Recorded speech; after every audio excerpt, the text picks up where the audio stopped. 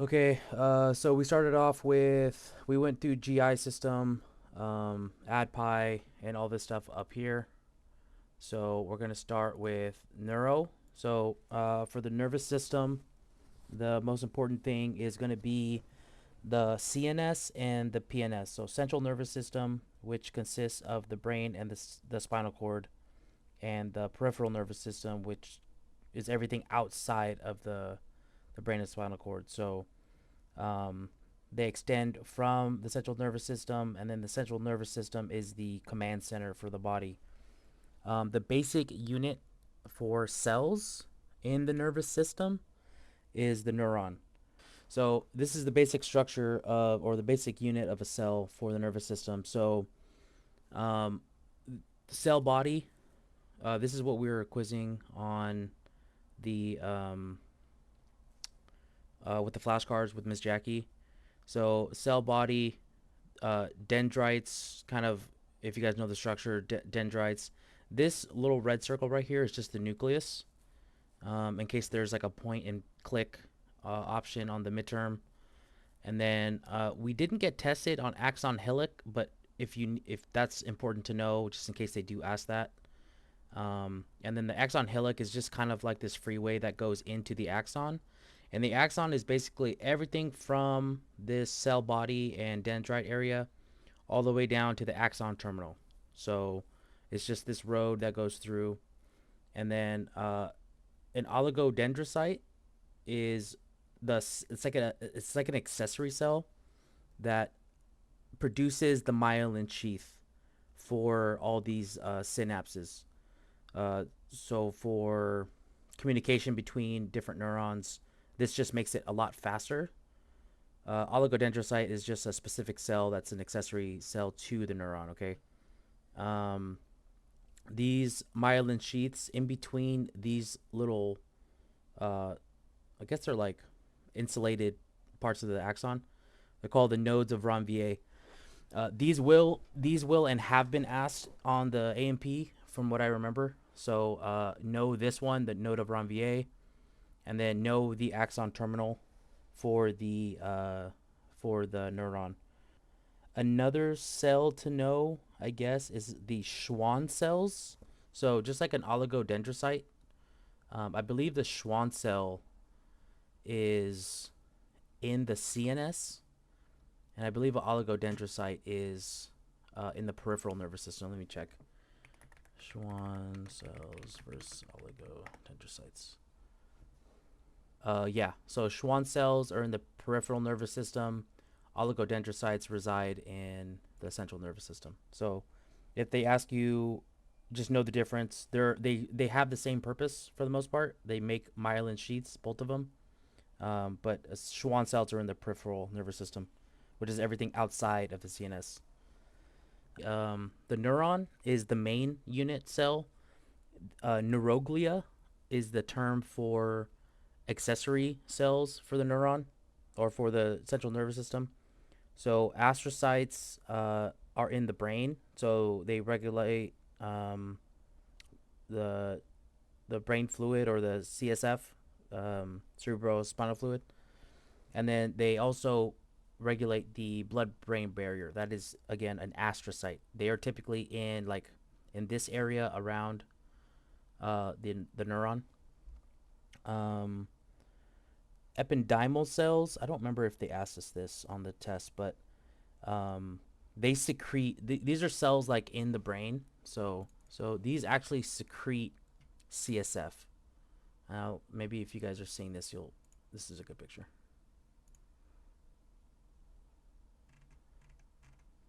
Okay, I'm gonna zoom in on this one. Cancel.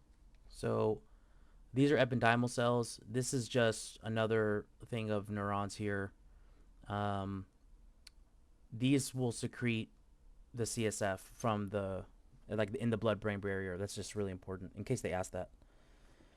Went over oligodendrocytes. Oh, so between different neurons, it's called synapse or synaptic cleft. So where the axon terminal will meet the dendrite of a new neuron, the top part where the nucleus is of a new neuron. That little synapse is called the synaptic cleft, and I believe they use acetylcholine for let me see. I think they use acetylcholine neurotransmitters to produce signals to the different part of the body. Or okay, so that is the basic unit of the central nervous system and the peripheral nervous system. For the nervous system, the spinal cord starts at C1, and then ends at T12, L1. That's the spinal cord itself. The vertebrae is different. We'll go over muscles in a second. Decussation. Decussation is the term for when signals get from like your hands to, like, we're still talking about neurons here. So if you get like a stimuli from your fingers because you touch something, decussation is when it goes all the way up to your brain, it like switches over. So it goes from, like, if your left hand is touching something, decussation is the stimuli will be processed on the opposite side of the brain. So it'll be on the right side if you touch something with your left hand. That's a key term. I think we went over that in the review for class. So that's just what that term means in case it comes up. We did do dermatomes on the quizzes, but I don't know if we're going to be, that's pretty specific on the midterm. But a dermatome is basically different spinal nerves affect different parts of the body. And I don't remember if you guys remember the map, but dermatome map. So I don't know if you guys remember this picture, and I'll put it. This is the map of the dermatomes. We're not gonna know. We don't have to know each specific one, but just know a dermatome is like if your T12 area affects a specific part of the body or something. I don't remember how they explained it, but I remember that was one of like the fill in the blank ones. So now we're going to the autonomic nervous system. The main function is heart rate, blood pressure, and temperature. So autonomic is something that you're not typically thinking about. It's just like automatic. Keywords for sympathetic versus parasympathetic nervous system.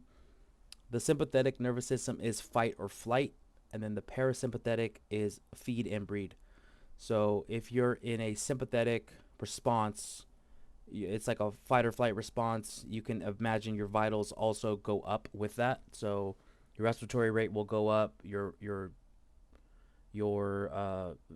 arteries and veins will tighten up to get more blood to the like muscles. Your heart rate will go up. Everything will pump up if you're in a fight or flight mode. So know the like physiological effects of your body if you're in a fight or flight response. I believe your eyes dilate too. So that's just like the physiology of the sympathetic nervous response. Parasympathetic feed and breed is usually when you're relaxed and you're calm. Your body will, like, you'll poo and pee. It's those responses. There's regular organ function throughout the body. Your heart rate will drop. Your respiratory rate will drop. Your blood pressure will drop when you're in parasympathetic. But yeah, so vagus nerve. Here we go. So for the vagus cranial nerve number 10, it's a sensory and motor nerve. So it's responsible for swallowing, the lungs and the stomach, talking, and then it also is a blood pressure baroreceptor reflex. So if your blood pressure is through the roof, the vagus nerve also plays a role in that. Oh no, here we go. So for the sympathetic nervous system, the neurotransmitters, the hormones that are responsible for stimulating your body, is acetylcholine, also known as ACH. So it'll constrict flow to specific organs like your stomach and your bladder, because if you're in fight or flight response, you don't need to take a shit or do anything that's in rest and digest mode. So it will constrict organs that don't help you run away, and then it will dilate muscles. So it'll get more blood flow to your legs, to your arms, And so anything that you will need to either fight off or to run, uh, acetylcholine is the neurotransmitter that stimulates that. Norepinephrine is the neurotransmitter that is released once you're like calming back down to homeostasis. Is norepinephrine. That's what I have for neuro. Let me go through the quiz review guides that we did and see if there's anything on here that I'm missing. Okay, so for quiz review for the neuro quiz, know the 12 cranial nerves, know the CNS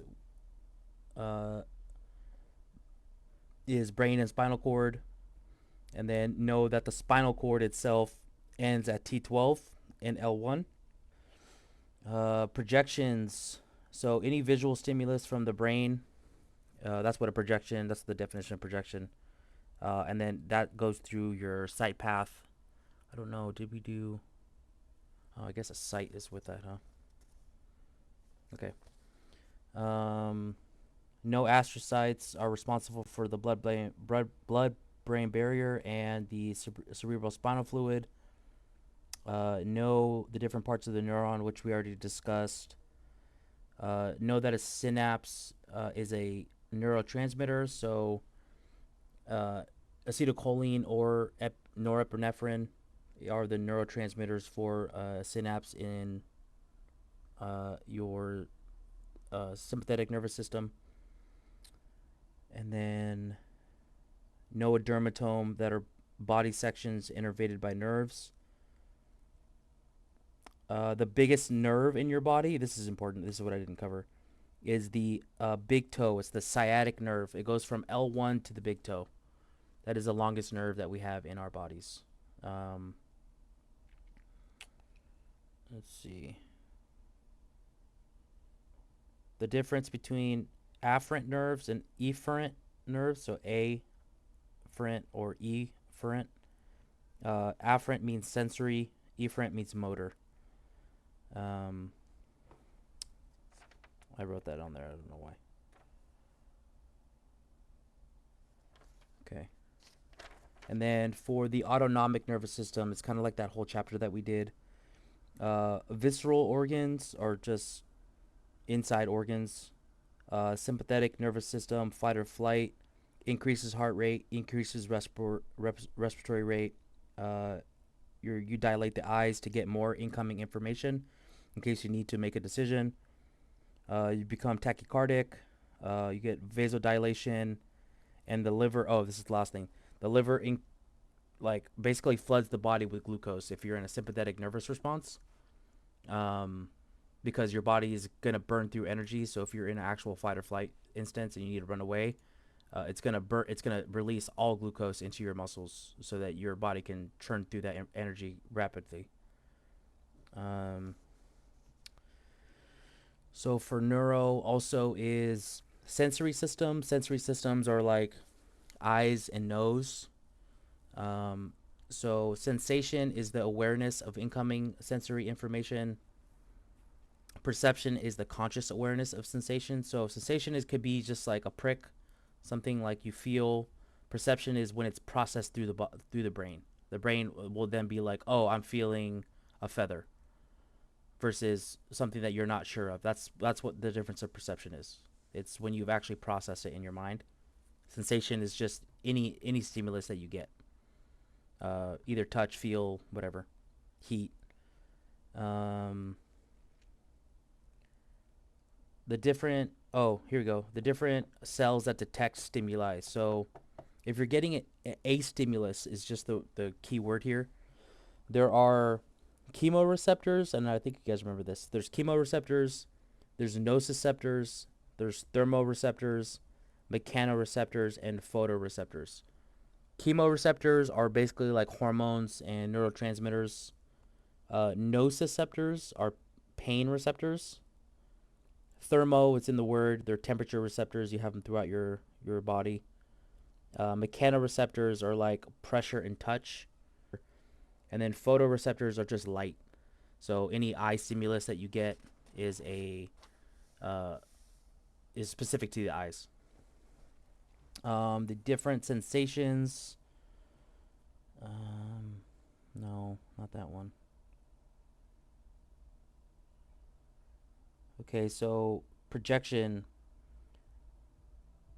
The brain refers sensation to the source. So basically, once it processes it, uh, adaptation is getting used to the stimulus. So if you walk outside, if you're in a dark room and you walk outside and it's like really bright for you initially, over time, if you stay outside, your eyes will adapt. That's what adaptation is. It's any adaptation to any stimulus that may be too much, but your body will acclimate to it. If that makes sense. Special senses, I believe they did test us on this. So the special senses are taste, smell, sight, hearing, and balance. Hearing and balance are in your cranial nerve 8. That's your ears. Sight is obviously your eyes, and then taste and smell is going to be your olfactory. So that's olfactory with tongue. So special senses are those 5.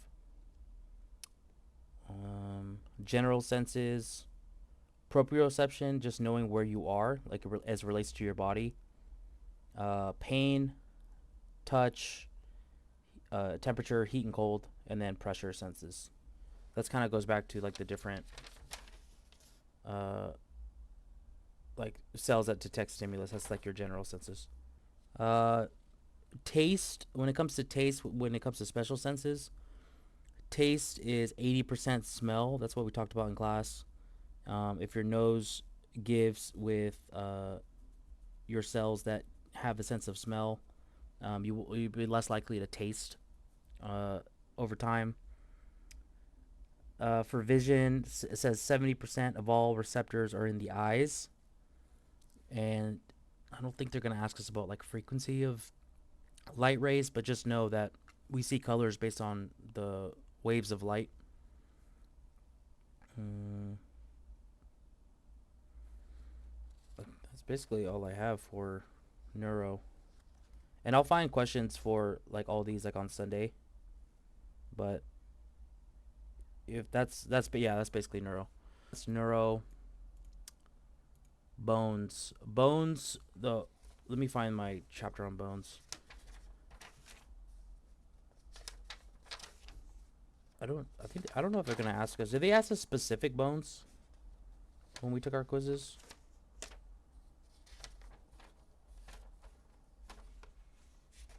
I think they did, but I'm not too sure. Like femur and stuff. Yeah. Oh, okay. So are there Or like muscles the on here? humerus. I don't even know. I just remember there's like they're like, oh, what's this bone? And they showed a picture. Okay. Oh, the spinal cords and Hmm. reps. Spinal cord, Oh. T3 and T4. Okay. All right. So I think I have the skeletal system chapter. Yeah, I do. Okay. Okay. So the different types of bones, I guess. So there's obviously like compact bone. There's those are like your femurs, your humerus. Those the humerus is in the arm, and then you have uh, spongy bone, which is like what's inside the like if you look at like a femur, like a big bone, compact. There's like that calcium deposit on the outside, the white stuff on the outside. Spongy bone is like what's inside of that. So the term is called like trabeculae. That's where like there's blood supply inside the bone, and it becomes like spongy inside where the cells are made basically. So that's the different types or the different parts of a bone. We also have joints, cartilage, ligaments, and tendon. The difference between ligaments are bone to bone, and tendons are muscle to bone. Um, key key words for the skeletal system is I believe it's osteo. Oh my god, what is it? Oh, oh yeah, it's osteoclastic activity or osteoblast activity. So the cells that are responsible for building bone tissue are osteoblasts. So if you look at B, osteo they help build bone, and then osteoclasts are the ones that break it down. So if you are low in calcium in your blood system, osteoclasts are responsible for breaking down the bone and putting calcium back into your system. If you, let's say your body reaches homeostasis and you have enough calcium in your body, your osteoblasts will, and there's a hormone for this, but the osteoblasts will rebuild that bone that your osteoclasts took away to add calcium. Um, so just think of osteoblasts as builders, osteo blast. For if you look at a long bone, let me pull up a picture. So if you look at a long bone, um, there's like this hard part here.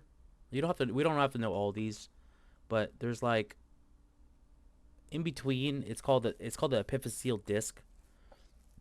It's like as bones are getting created, it's like it starts as cartilage, as a baby, and then as it forms its shape, when as you're growing older, the calcium will start building from this part, and then this little line right here. I don't know if you guys can see it, but this little line right here is called the epiphyseal disc. Um, let's see where else. Oh, the part that we did have to know. So the trochanter. No, femoral head. Okay, never mind. This part right here. This goes into the hip socket, and then this part right here is just that, like the hip bone, basically. This is your trochanter here. A foramen is the opening of a bone. So if you look at a skull, so here, trochanter. The foramen, though, the one that we did get tested on was the foramen magnum, and it's, if you look at a skull, it's where your spinal cord actually goes through, and I'll put it on Discord too. Oh, you guys can see it. Okay, perfect. So this whole opening right here is the foramen magnum. That is where the spinal cord will exit the brain and then drop down into your spinal cord. We did get tested on that one, so just know that one. Let's see. Bones are affected by specific hormones, estrogen and testosterone, and then growth hormone as well. A meatus or a sinus. So a meatus is like a tunnel. So your ears, they don't go all the way through. That is called like a meatus. Um, that's just like a tunnel.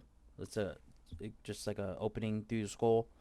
And a sinus, if you look at a skull bone, skull sinuses. So this is a sinus. So these are just empty pockets to lighten the load of your skull. So if they do ask that, we do have a couple of them. I don't think, I don't know if they'll ask us specifically which one is which, but maxillary, if you are familiar, maxillary is just like your, kind of like your cheek. Ethmoid is in the backspace, like in your nose. Like if you, like it's like at the roof of your nose. That's where a lot of people get sinus infections. And then your frontal sinus right here is just like an opening spot right here where your eyebrows are. It's in the name frontal, in case they ask you what it, if like there's like a point and click. But sinuses are just hollow spaces to lighten the load, like lighten the weight. That's just what their function is. So different types of broken bones. So you have a simple, compound, and green stick. So a simple is when you break a bone, uh, but the bone breaks inside the skin. So you can still dislodge, you can still fracture, but as long as it doesn't break skin, that's just called a simple broken bone. A compound broken bone is when it goes through the skin. Um, that is, big trauma, accidents, stuff like that. If it breaks skin, that's a compound fracture. And then a green stick is typically with like young children. Green stick is where like it's like a twig. If you ever snapped a twig that's not fully formed yet, it still has some like fiber on it. You can break it, but you won't like detach them. That's called a green stick fracture. That is common with children, just in case they ask that. Um, oh, here we go. The axial skeleton. So there's different parts. There's axial and I believe peripheral. I don't know if they asked us. No. So the axial skeleton, there's 4 different parts. So there's the skull. It's basically axial skeleton is kind of like what protects your spinal cord. So your skull, your thoracic cavity, or your thoracic cage, your Adam's apple, your vertebral column, and that's all of them. And then middle ear bones. Anything that's like head to chest is your axial skeleton. Perpendicular skeleton is everything that extends outward for like movement, strength, lifting stuff. That's your peripheral skeleton, or I think that's the term. So the 4 bones in your axial skeleton, which is just a region. I'll look it up right here. Axial skeleton, so you guys can see a visual of it. Okay, here we go. If you guys can see that, that's the axial skeleton. That's this part. This is for structure and for protection of your most vital organs. That's basically what this function is. So you have the skull, which is your cranium. You have your facial bones, and then you're gonna have your middle ear bones. And I know we did get tested on this one, so don't forget ossicles also means inner ear bones or middle ear bones. Those are like those 3 small ones. Your hyoid bone, also known as your Adam's apple, that's there to protect your esophagus. Your vertebral column is basically your spinal cord protection. And then their thoracic cage is what surrounds your heart and your lungs, your vital organs. So that is the axial skeleton. Did they ask us about skull bones? I don't remember if they did. I know they asked us about foramen magnum. But, okay. Just to review the skull bones.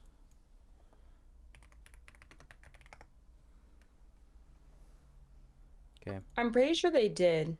They did, right? Yeah. I remember foramen magnum was there for sure. I know that was a fill in the blank. That's just the opening of the skull. But they said that there's 14 facial bones. I know they asked us about the mandible. The mandible was the only one that moves. I remember that was a question on the quiz.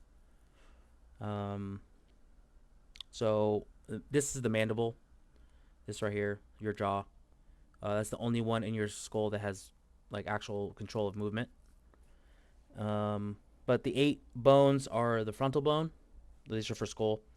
Frontal, parietal, occipital lobe, temporal lobe, and then sphenoid is like right here on the outside of, it's like in between your eye sockets and your temporal bone.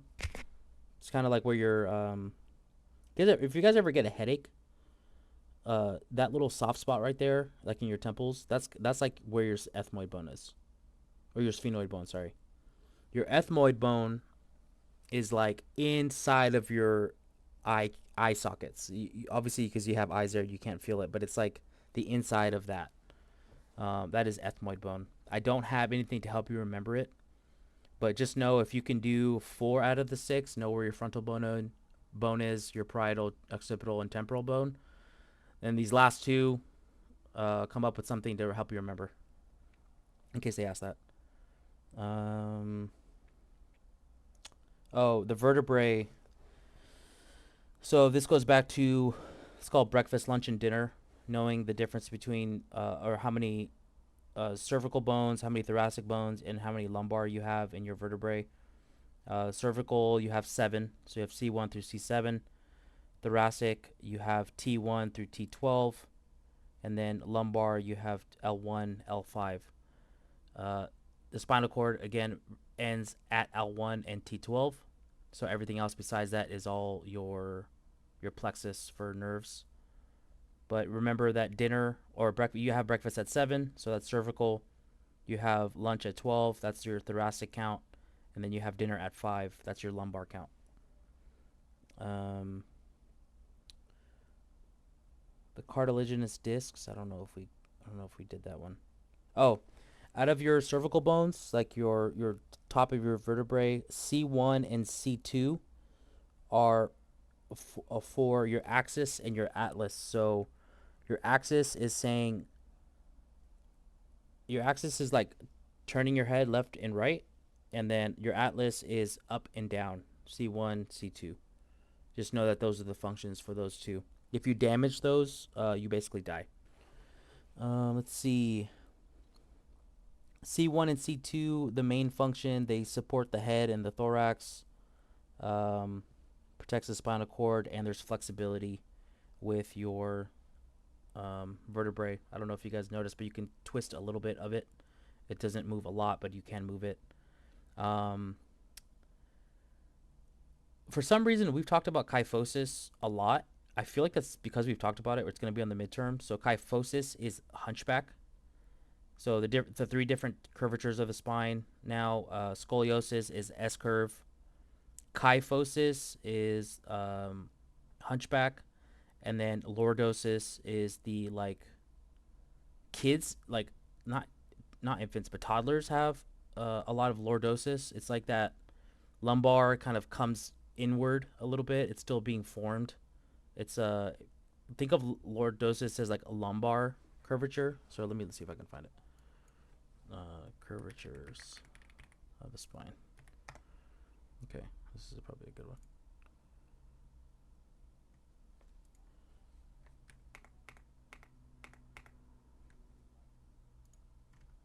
I don't know if you guys can see this. Okay. Normal scoliosis is like an S curve. Normal kyphosis is like up here. That's just how I remember it. Kyphosis is like hunchback.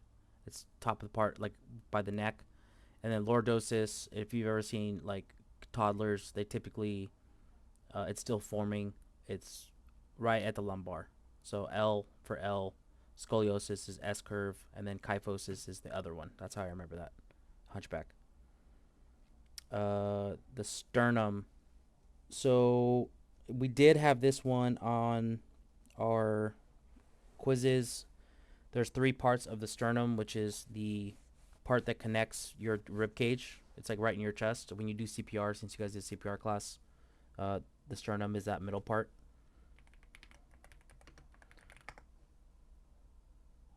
Okay, here we go. Okay. So this whole thing right here is your sternum. So there's 3 different parts to it. The manubrium is this little like disc up top, and then it goes into the body of the sternum, and then this little point right here, which I think they'll ask us, is the xiphoid process. I think they'll ask us this because you have to know where that is for NG tube insertion. This right here at the point is the xiphoid process. When you give CPR, you're typically up here. You don't want to be down here because you can break and puncture. If you push in too hard, you can actually puncture the heart. So just know that the xiphoid process is right here. It's spelled XYPHOID, xiphoid. Process also in anatomy just means point of. So if it's something on a process, it's typically like the end of something. That's just, you don't have to know that, but that's why it's called xiphoid process. It's the very end of the sternum. The ribs.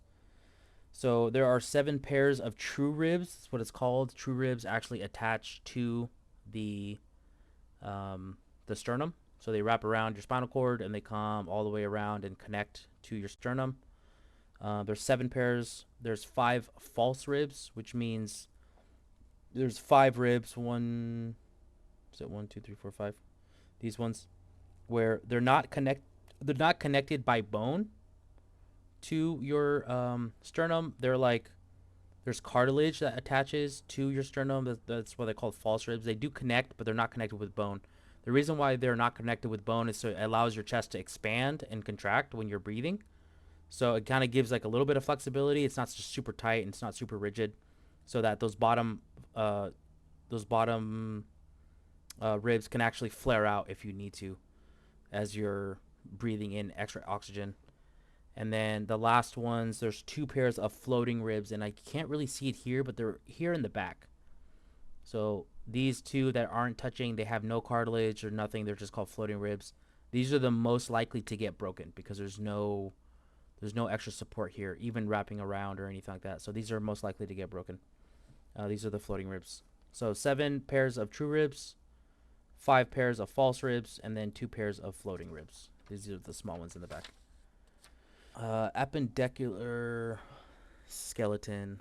Just like everything besides your axial skeleton.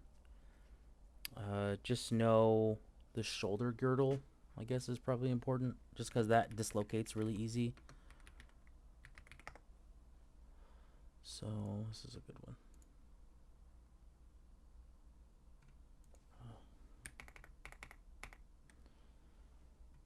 So this is kind of like, this is without muscles, but this is the bone structure of it. So your scapula is here on the back side of your body. Your clavicle here runs to the middle of your sternum. And then this is just a different, this is a specific area. This is like a specific bone for your, from your clavicle. It's on the back side. You can see it here. It's called the acromion. This connects on the back side. I have scapula and clavicle. Yeah, these are the main bones that are in your shoulder girdle. And then the pelvic girdle, I think they'll ask us this. So there's 3 parts of it, or technically 4 parts of it. So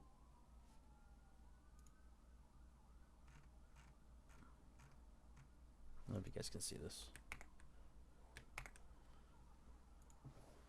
So this is the ilium.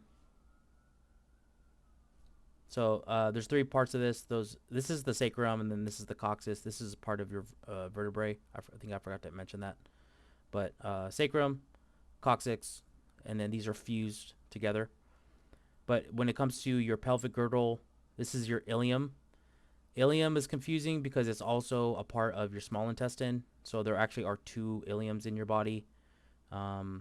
This one is just the ilium bone. This part right here, though, that hangs underneath, it's kind of where you sit on. It's kind of like your where you get the most pressure ulcers. This is your ischium. So just know that this hanging part right here is kind of like where your butt bone is, the ischium. This is like your hip bone here. And then there's one little part. You can't see it on this picture, but like right where they're fused together, it's called the pubis. So it's actually connected with cartilage. So these have very, very little movement, but they can still slide and glide if they need to. This is obviously predominant in women for pregnancy. So if it needs to open up, it can, or flex outward, it can.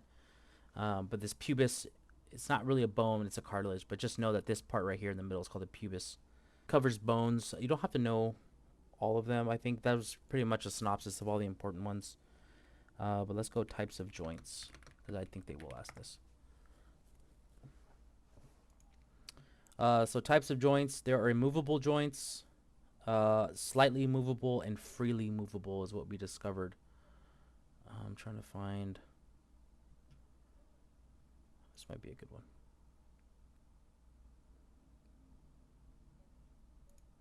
Yeah, this might actually be good.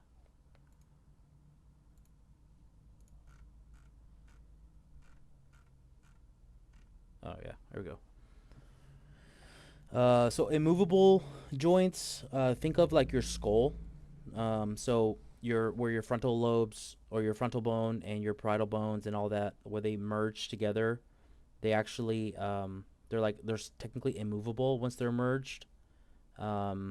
Slightly movable, think of like your vertebrae, where you can move them, you can twist it a little bit. Obviously you don't want to over twist it, but like your vertebrae does have some flexion to it, but it's not like It's not like your shoulder where you can go 180 degrees, right? Um, and it's not your skull where you don't have any movement for your skull. And then freely movable is your shoulders and your fingers, anything that you can move well or more than like 90 degrees. That's your freely movable joint. Joints are where bone meet bone. That's what I have here. I don't know if we're going to go over. Oh, the one that we did do was plantar flexion and dorsiflexion. So plantar flexion is putting your toes down to the ground, and then dorsiflexion is bringing your toes back up to your body. So you have less movement, dorsiflexion. Plantar flexion is like a ballerina, where you flex your toe down and away. And then dorsiflexion is your toes up. That we did get tested on. Another way to remember flexion versus like extension. Flexion is bringing something to a smaller, like a smaller angle, and then extension is making it a larger angle. That's what I have for joints. That's it? Okay. Let's see. We're in bones. Are there no questions on muscles? Okay. I guess not. Different type of joints, though. Just know that's all I have for the joints on my paperwork. But ball and socket joint, most common, most also common in shoulders to get dislocated, just because there's not a lot of, like, I don't know if you guys saw the pelvic or the shoulder girdle. There's just not a lot of meat there to like cover this bone from coming out. So this is just a ball and socket. You can move it, you can twist it. It's kind of like your most movable joint. This is the planar joint. Don't really have to know these ones. I don't think we went over this. Pivot joint. We didn't go over this one at all. Saddle joint, though, we did. That's your thumb. So you can move it in like 4 different directions. The saddle joint, they did ask that. Condylar joint is like if you bend your fingers, you can actually have some movement in your fingers. It's not like super movable, but it's there. And then a hinge joint, think of your kneecaps and your shoulders or your elbows. It's just a 90 degrees. It's just goes up and down. It doesn't go anywhere else. So that's a hinge joint. So again, ball and socket joint, shoulders and hip. Hinge joint, elbows and kneecaps. And then saddle joint. This one was on the test, the quiz, I remember. This is just think of your thumb, the saddle joint. Okay, let's see. Let me look up muscle juncture.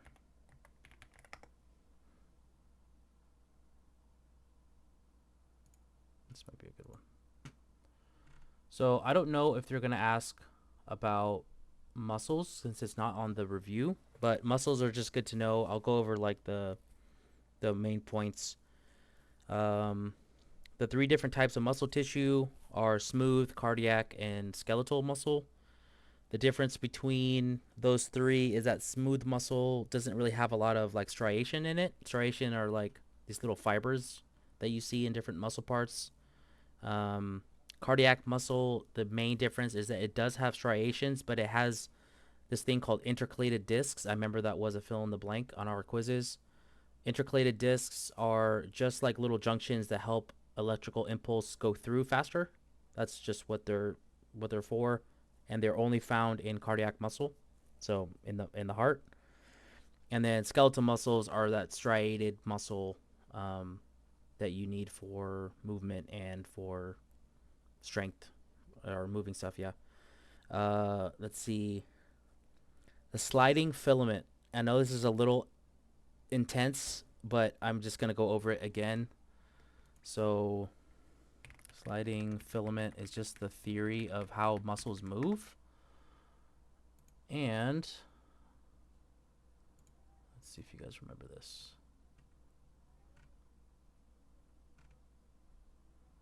Okay. This will probably just have to work. So it's called the tropomyosin complex or something. Um, this is the filament. So these are troponin. This is like what guards tropomyosin, right? These are kind of like where this myosin will attach to, but this troponin is locked in until it's engaged. So this is for every single muscle that you have in your body, like especially skeletal muscle. Um, so when ATP comes in and latches onto this, or I think it's calcium. It might be calcium.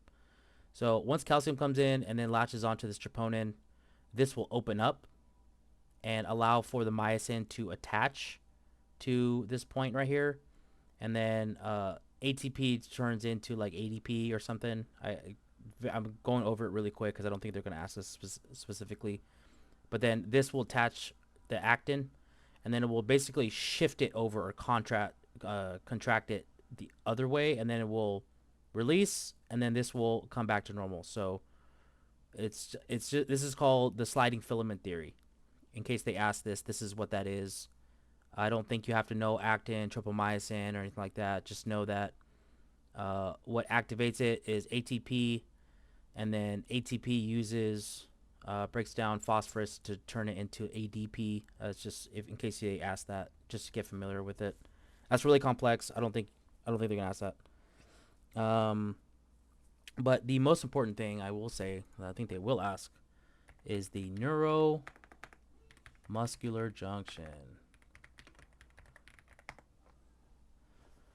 So the neuromuscular junction, this is where you start getting into like a little bit of hormones. Acetylcholine is the main neurotransmitter for this site. That's really complex. Maybe this one. So this is a motor neuron. Let me see if I can zoom in.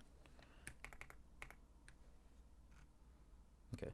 So this is a motor neuron. This is kind of like what activates or stimulates your muscles to move. So if you have a stimulus in your finger and it hurts or it pricks you, you'll move your muscle back. This is just the neuron that fires that or whatever. So the neuromuscular junction innervates. It just means touches specific muscle fibers. And this hormone that it releases is called acetylcholine. This will release into these little, like, I don't know what they're called.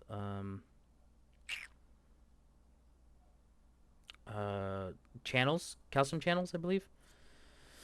This will get released into your muscles, and then it will release into your muscle to actually do that sliding filament theory. But just know that acetylcholine, or just know that this whole thing is called the neuromuscular junction, and it's in the name. It's where a neuron innervates a muscle fiber.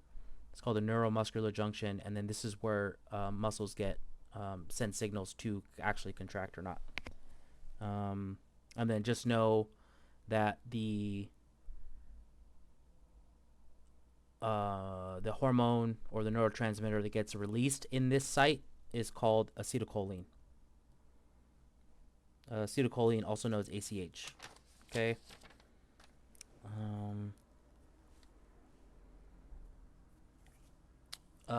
Tetanus. Now we're getting into like clinical stuff. So tetanus is a neurotoxin that excessively releases ACH. So when you go to flex your muscle or to contract your muscle or whatever, you have, like, for the most part, you have voluntary control of it, right? Tetanus is the, like, lack of control. So it's always stimulating your body to contract your muscles.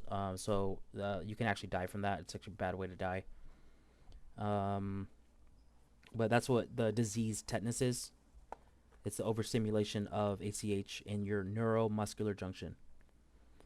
Let's see. A twitch. If you ever like are laying down and you like twitch your leg or twitch your finger or your eye twitches, a twitch is just a single muscle contraction in like a muscle fiber contraction. That's a one.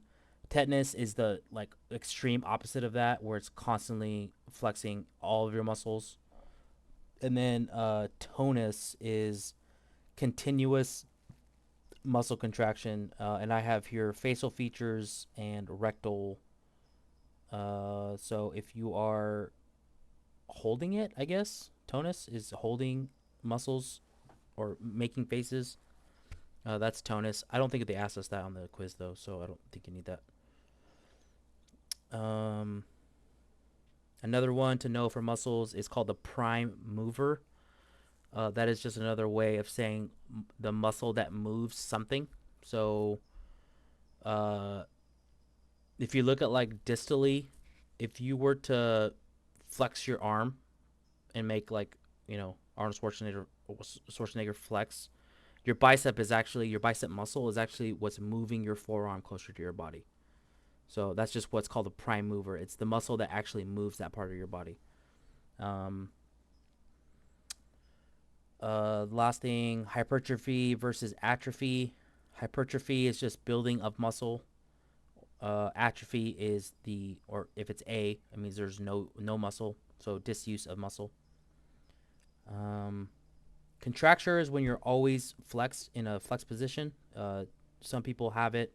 It's like if you not seize up. In a way, it's seizing up. So if you seize, you can undergo contracture. It's when you're constantly flexed on your body.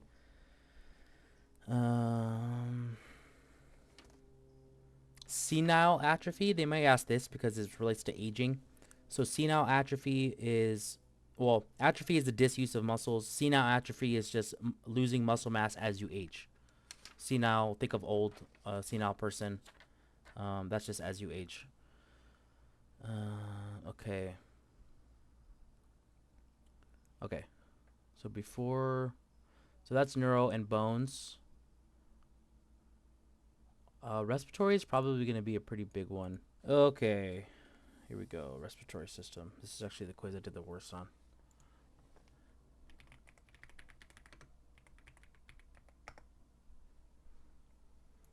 Okay.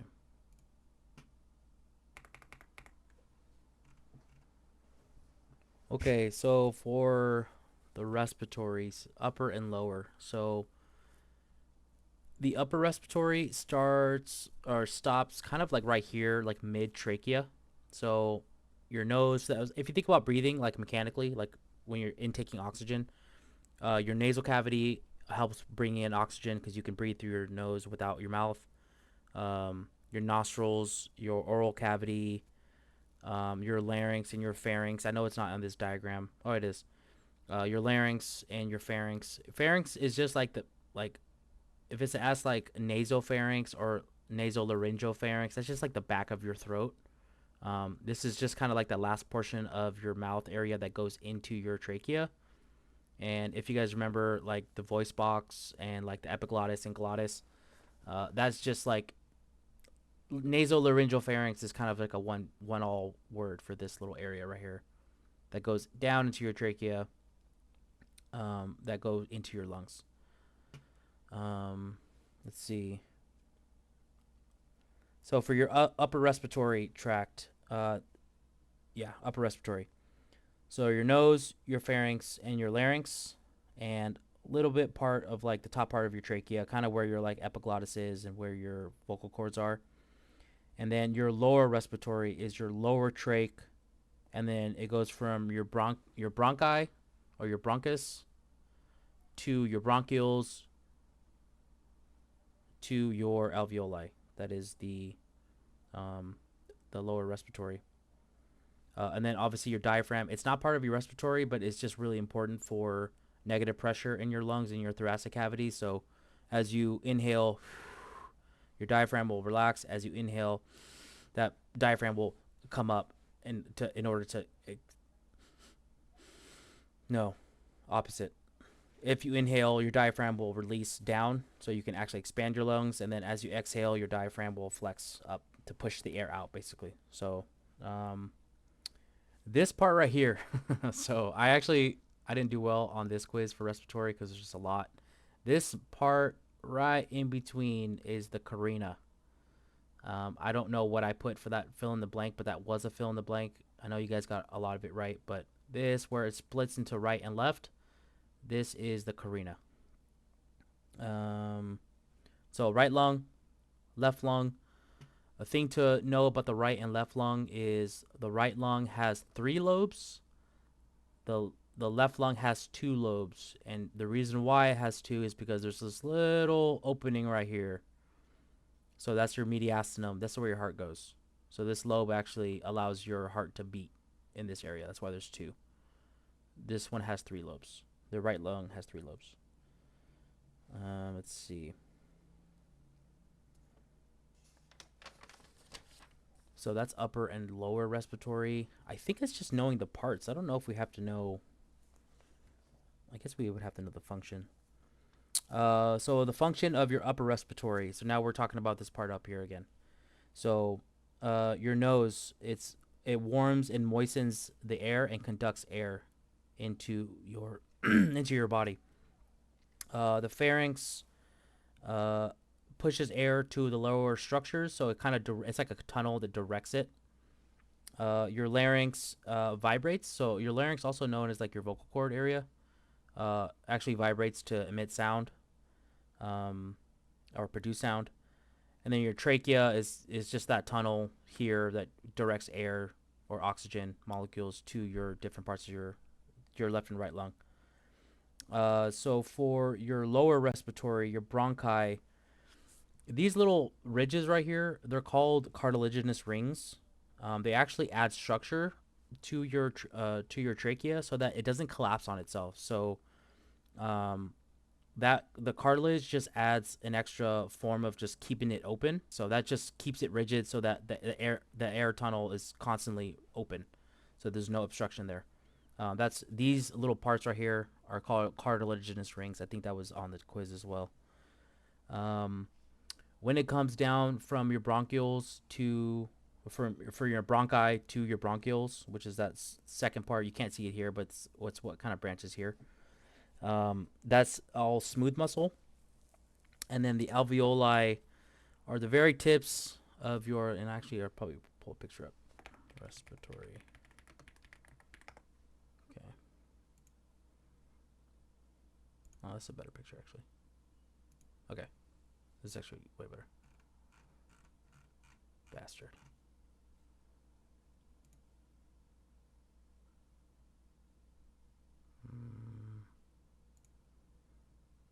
It's a really good photo though. I kind of want to keep this one.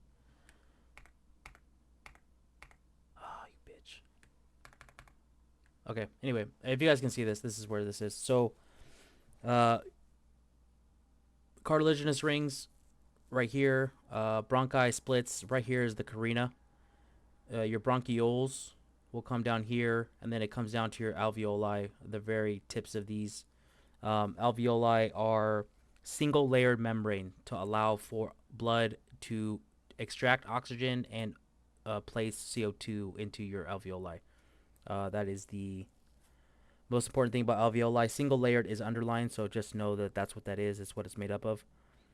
Your lungs, obviously, your pleura. So in your like thoracic cavity, your pleura is just like there's a little bit of.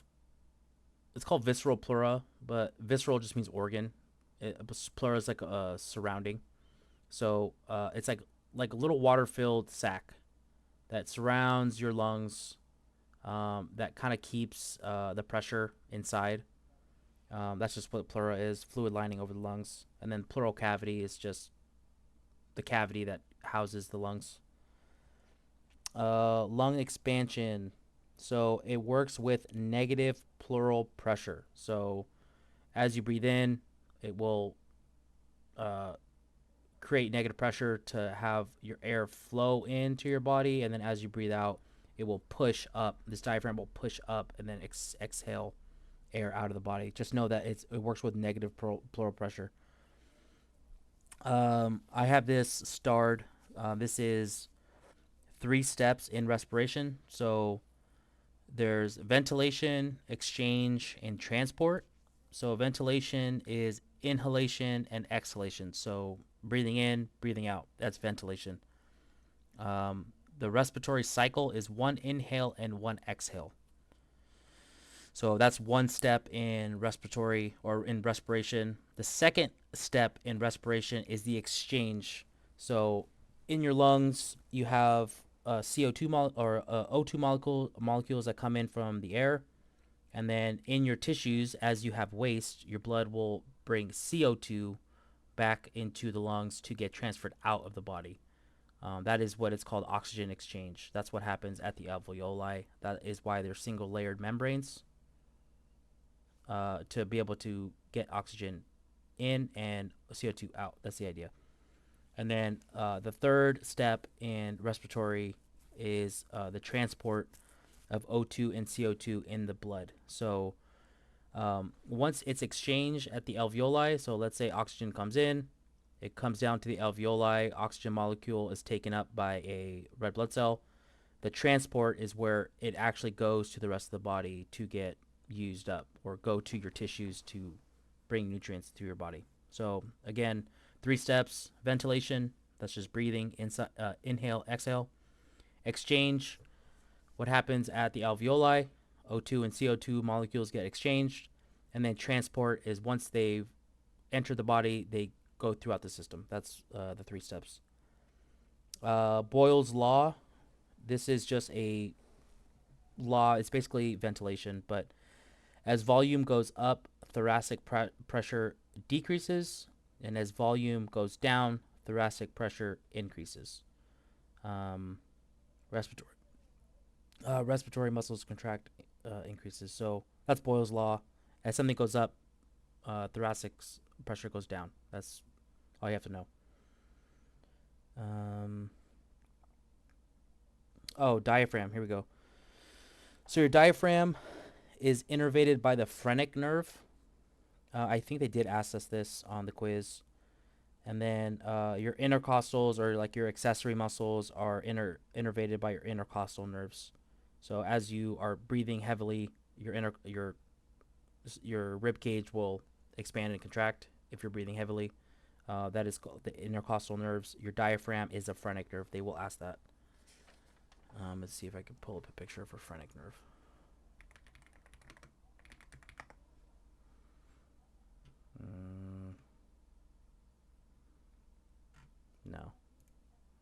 No, it's okay. Just know that it's the phrenic nerve. It's going to get too complicated if you see it, because its nerves are nuts. Okay. Okay, so now we're talking about that transfer, or the exchange of oxygen and CO2. This is just diving deeper into that second step of respiration. So when O2 is transported and it goes into the hemoglobin of a red blood cell, it is called oxyhemoglobin. That's just the key word for that. Oxyhemoglobin. Oxygen, hemo is iron, and globin I think is protein or something. And then when CO2 so when your body uses up the O2 and like in a tissue, or let's say you've had a workout and there's a lot of CO2 in your body and is going to the lungs, that is known as carbaminohemoglobin. It's just the opposite of oxygen. So 70% of I have written here 70% of transport is bicarb, so HCO3, and then 20% is transferred as carbaminohemoglobin, which is just CO2. Lung volumes. Here we go. In case they ask this, lung volumes. Okay.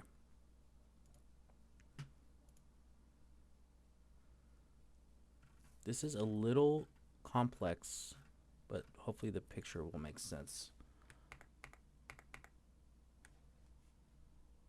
I don't even know what I'm accepting. Okay. So this is what's known as like tidal volume, inspiratory reserve, expiratory reserve, and then residual volume. So I don't know how to best explain this.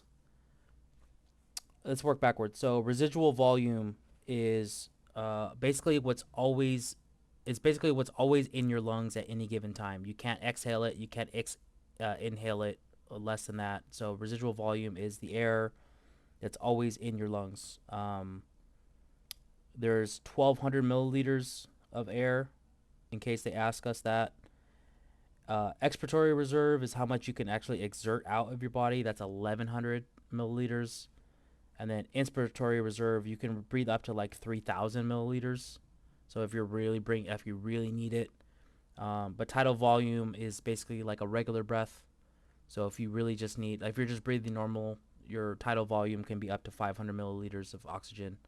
Um, they didn't really ask us like the numbers on that, but just know that tidal volume is just a regular breath, and you can kind of see here on the diagram. Like if you're just breathing regular, it's just like this normal range. Inspiratory, if you're really trying to breathe in oxygen, you can breathe in a lot of oxygen. That's kind of where your intercostals will come in. Just if you really need to breathe in, you can breathe up to like 3,000. And then expiration, you can breathe out as much as you want. No matter how much you breathe out, there will always be residual volume here. So you'll never run out of air, because if you do, your body will shut down. So you can breathe in more oxygen. You can't breathe out as much oxygen, if that makes sense, or CO2. That's that in a nutshell. Let's see. This whole process of the lungs runs on a negative feedback loop. So if you have increased CO2 in your body, your blood pH will change. You have receptors that actually notice that. So your aortic arch and your carotid arteries have chemoreceptors on there. So if you have too much CO2, your pH balance in your blood will go up. So you have more alkaline in your body, because it's technically bicarb. And then it will force your muscles to respirate, I guess, technically. And then you'll increase your ventilation, so you'll keep breathing more if you have CO2 in your cells.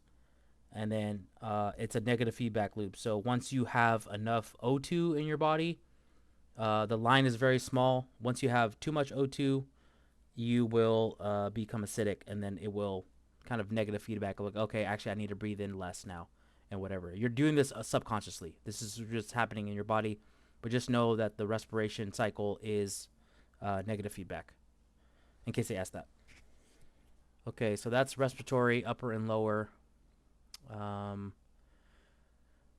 Female and male sex appendages. That was a pretty quick chapter. Yeah, let me find my male and female one, because it's pretty fast, and then at that point we could end for today. And then I will try to finish at least A&P of kidneys and endocrine. Nerves and brain we kind of already did. Neuro assessment, that's kind of just like physical assessment stuff. That's Perla.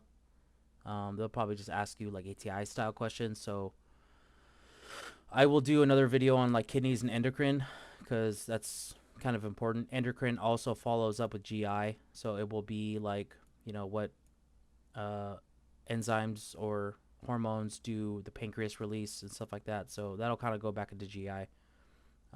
Kidneys, Nico actually does really well with the kidney, because he actually taught that for me. So maybe he'll jump in and do kidneys tomorrow if you guys want to ask him. But endocrine, I will try to do a video on that. It's very difficult, but if there's several questions, it needs to be thoroughly talked about. But let's finish up with reproductive system. So let's see. Okay.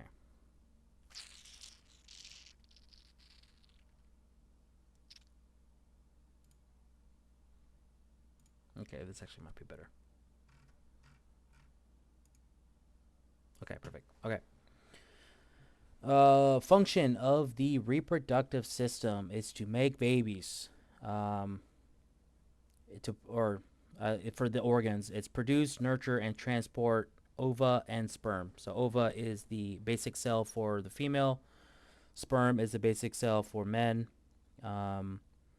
Primary organs for the men are the gonads, so testes, and then for primary organs for women are ovaries. So ovaries house eggs or oocytes, For the female organs, I know this is gonna get a little tricky because I'm gonna go between like oocyte, ova, and all that stuff. But just know that if it's ovary, it kind of just they're all linked together. So ovary, oocyte, um, ova. It's just they're all female organs. Okay. Um, for men, it's a lot simpler. So testes produce sperm, and then we'll do that whole how they travel through. So for the hormones that stimulate the testes is LH and FSH. So that is luteinizing hormone and follicle stimulating hormone. Each one does a specific thing to the sperm.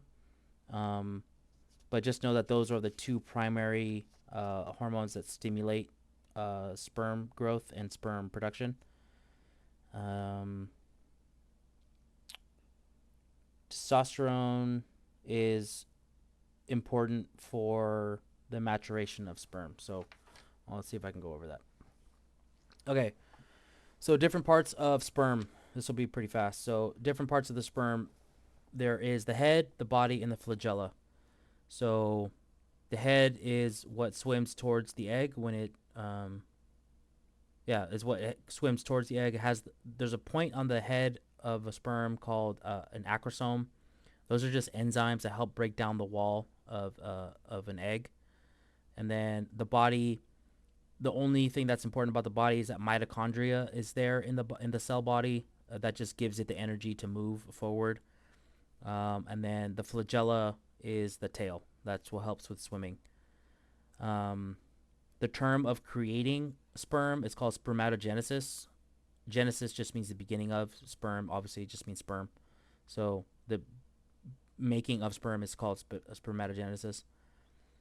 Let's see. Seminal vesicles. So sperm is made in the testes. There's a whole like anatomy thing of this, but basically they start here.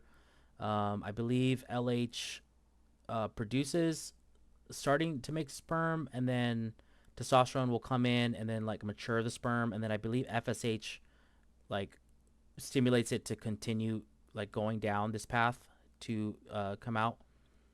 If I remember correctly, I will double check that. But the vas deferens or the seminal vesicles is kind of where this whole path is to get out to the external genitalia. So the seminal vesicles emit fluid. So as sperm is coming down here, and it's on its way to ejaculate into the woman, seminal vesicles kind of like have little pathways right here. They are responsible for producing fructose and prostaglandins. So the reason why it produces fructose with semen is because it actually gives your sperm energy to keep swimming. So there's like a little bit of energy that it gives off to stimulate sperms to keep going. Prostaglandins is a hormone that is helps with reversing peristalsis. So for like vaginal, once it's in the vagina, prostaglandins kind of help like push it forward. So they help with the muscle contraction to not just push sperm out of the body. It just helps reverse it. It's a small little thing just to help lead them on their way. The prostate is so a prostate right here actually for males they have to get it checked because sometimes they could actually squeeze or enlarge or become cancerous and actually squeeze this area. Term I have here is priapism. It's if you're erect longer than 4 hours. I don't know if they asked that one, nor do I think they will, but it's fine. Let's see. Okay, so female reproductive system. The men is really easy. If you know the parts, just know spermatogenesis, know the different parts of a sperm, know that it goes down the vas deferens, and then the seminal vesicles secrete prostaglandins and fructose to provide energy for the sperm. And then just know that the prostate is a major concern for men as they get older. And then as it goes into the vagina, it will hopefully inseminate the egg. That's basically the parts of male that you have to know. For female, it's way more complex. So, okay, here we go. Function of the female reproductive system. So, everything is about like getting pregnant. So every time you release an egg, when women hit puberty, it will release an egg. The whole idea is that during this process, it becomes pregnant. So there's an ovarian cycle and a what other cycle?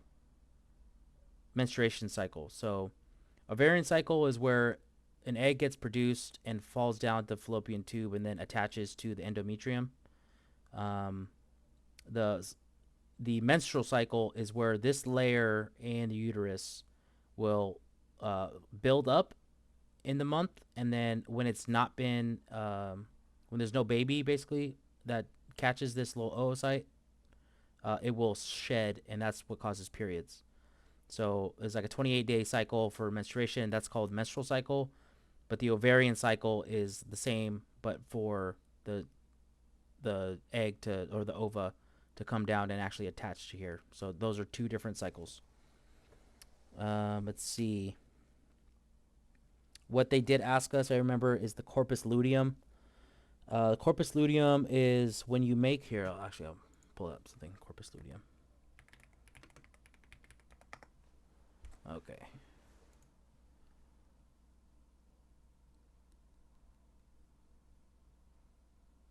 This is probably better. Yeah.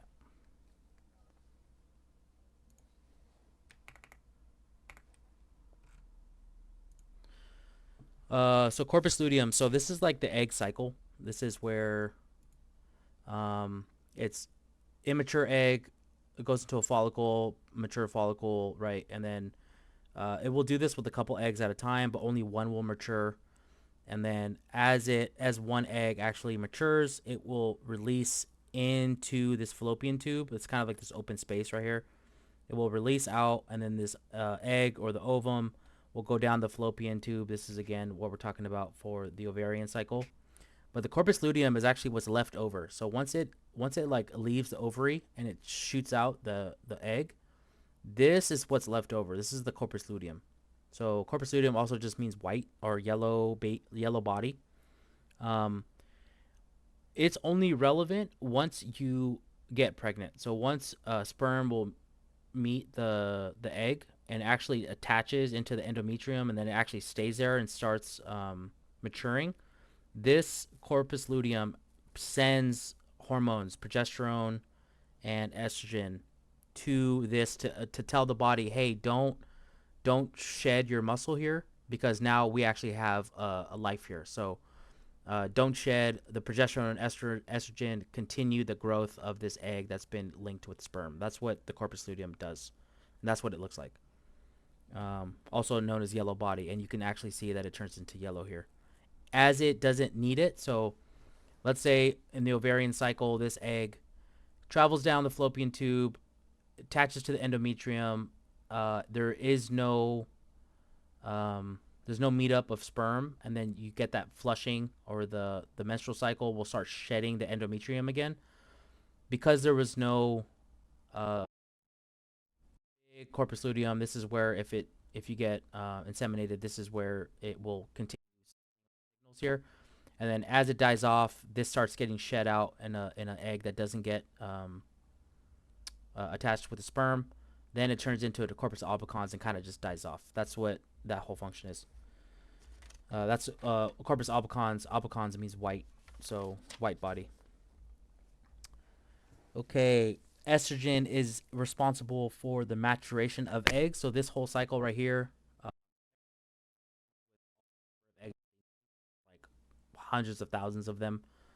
But estrogen will come in and then stimulate an egg to mature. It will usually have a couple of them, and then only one fully matures. So it's kind of like doing a test in a way. So it'll grab 4 of them, but only one of them actually matures into a full egg. Progesterone is what's get released from the corpus luteum, this little yellow body here. Progesterone will stimulate hormones down this fallopian tube to make sure that this does not get shed. The endometrium doesn't get shed. And then once you obviously become a baby or whatever, you have pregnancy, progesterone is responsible for milk production in the breast. Okay. So monthly cycles again. I went over. The ovarian cycle is the maturation of this egg, and then the menstrual cycle is the cycle of the lining of the uterus. Oh, I said endometrium. Endothelium. Sorry. Endothelium is this little layer right here that's in the lining of the uterus. Okay. I guess key terms. Menses is just menstrual period. Menarche or menarche is puberty. It's like that first cycle that you have. First period of menstrual bleeding is called menarche. Menses is just the whole process. And then menopause is when you decrease ovarian hormone, and then you actually stop when you actually stop having periods as menopause. Breasts is, remember, breasts and progesterone for breasts is a positive feedback loop. So once you start once you have a baby, the milk letdown reflex, you actually need oxytocin to keep stimulating milk production. That is a positive feedback loop. And then there's something here on birth control, but I don't think we're gonna have to go through that. So let's see. I think we did a review for male and female. No, we didn't. Okay, all right. So that's that one. Okay. Thanks, guys. Thanks for being here. The rest of the study guide, I'll make another video on it. Okay.